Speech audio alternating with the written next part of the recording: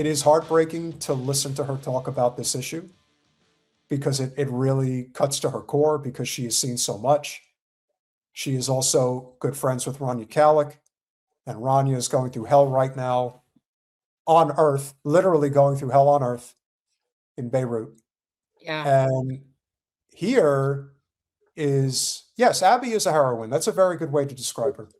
Yeah, she's like I wouldn't say she's Catwoman, but maybe she's Wonder Woman. I don't know. I mean, listen, she's definitely got that like superhero heroinist vibe, 100%.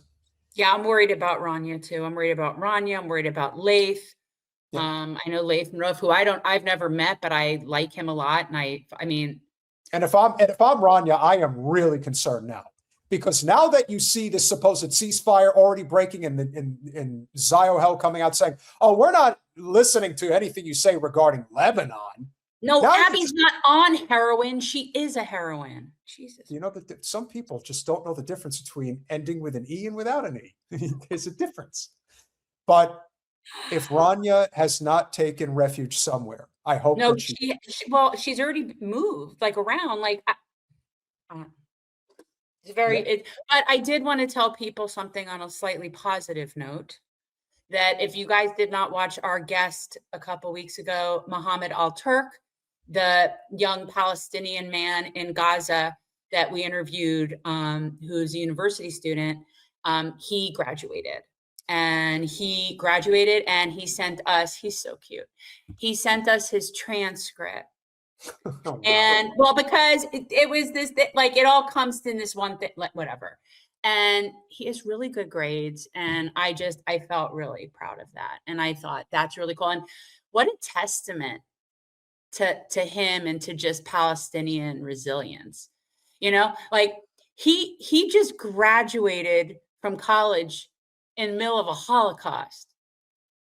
I wouldn't have graduated if it snowed that day. No, seriously, like the level of strength and determination from someone born in a concentration camp is just off the chain to me. It's a special. So, yeah. So congratulations, Mohammed. If you are watching, we're very proud of you. Here's Abby Martin.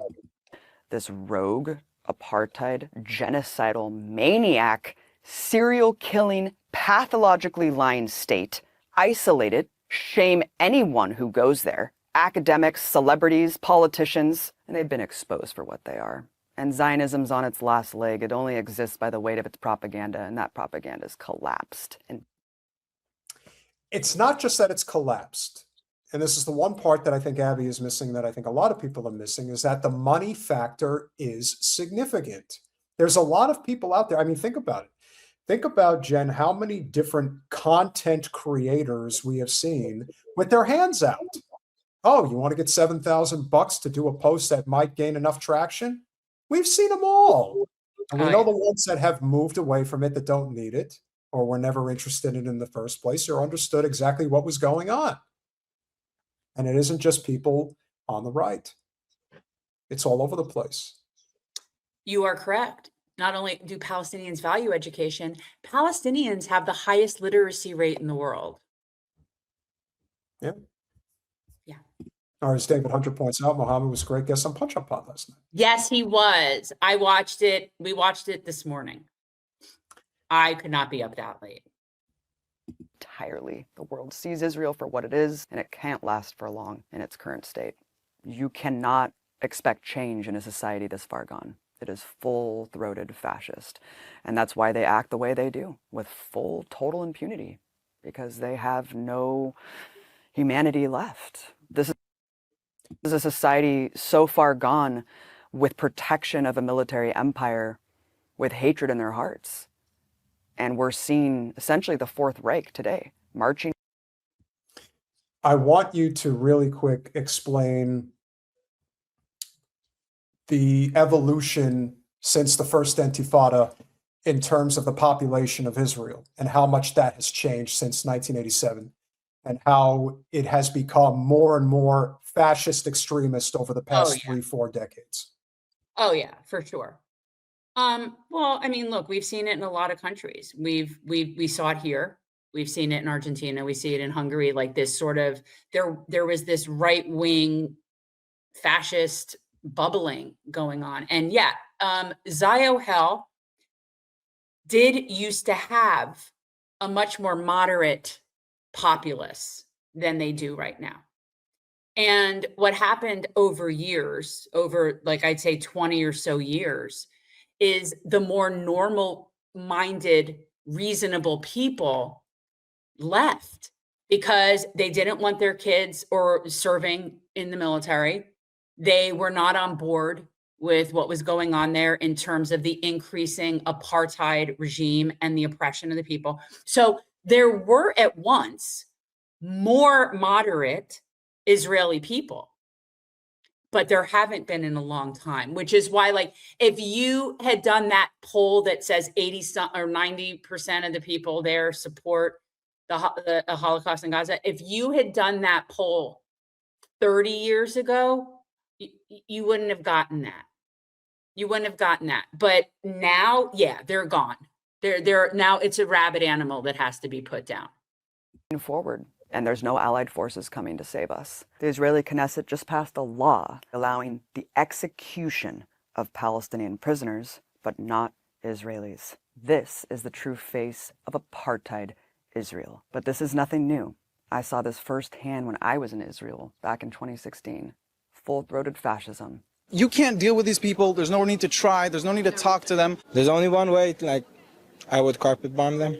You would carpet bomb them? It's the only way you could deal with it. I didn't realize this. I didn't realize how viscerally, grotesquely genocidal Israelis were. How openly fascist they would be to anyone. Jews shouldn't marry Arabs. Shouldn't marry Arabs. Why do you feel strongly about that? Because Jews is a special nation that God gave it to the Jews. We don't want the Arabs to be here.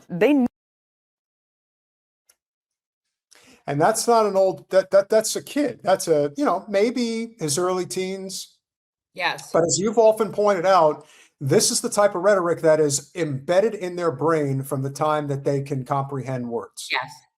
Yes. I mean, look, we've had Miko Pellet on, someone who was literally born and propagandized in Ziohel. And yeah, they're taught a completely different set of facts, a completely different history. They're taught something that's completely made up and make believe. But when you teach people that from a young age, and it's all institutionalized all around you, and everyone else is, look, we're the same way here. We were raised thinking that the Pilgrims and the Indians sat down, and we were raised thinking that America is all that in a bag of chips. We've all had it to some extent. But when you're dealing with a country that size, remember, guys, Israel is the size of Jersey, right? The size of New Jersey. So it's really small. And when you deal with very, very non-diverse, very monolithic people in a small place like that, this seems to be like what it turns into. It just, it's almost like, because it's always been violent there. But it wasn't as obvious, it wasn't as visible, and it was not something that everybody there was on board with. Whereas now the Overton window has shifted, and this has already been going on since at least 2014, when Milikowski came back. That's when we started to see a lot of people migrating that were the more moderate people, because the new right wing, but sort of like how some people left here, or threatened to leave here if Trump got elected or when Bush got elected. So there were some of those that they actually move.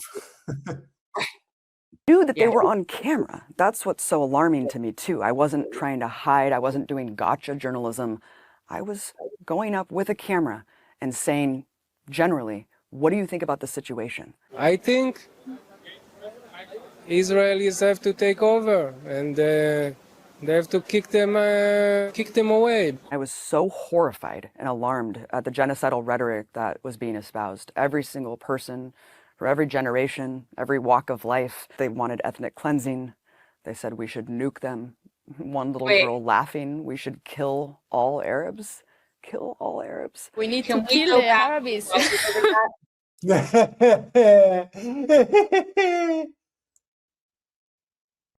See, that looks like some inbreeding right there.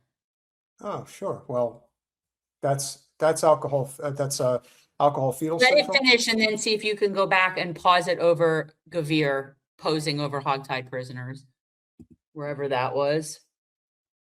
Yeah.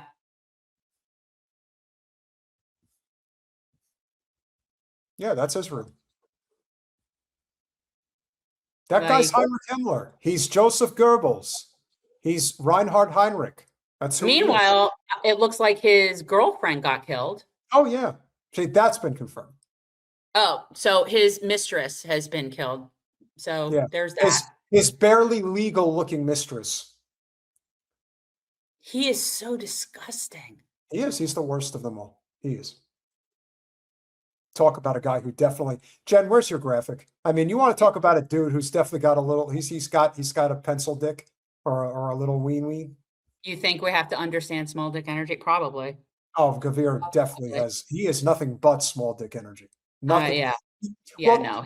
Yeah, that's he's the difference between somebody like him and Netanyahu, is that Netanyahu, for all of his bluster, doesn't overcompensate in his rhetoric. Whereas Gavir, he's always shouting, he's always volatile, he's always talking about how much he wants to kill people and do this, that, and the other thing. And the fucking guy opened up a bottle of champagne. He opened up a bottle of champagne when they passed the death penalty act. I'm sorry. He was wearing a noose pin. Yeah, newspin. You're going to hang them in mass amounts. And by the way, if they do that, Iran will do what they said they were going to do.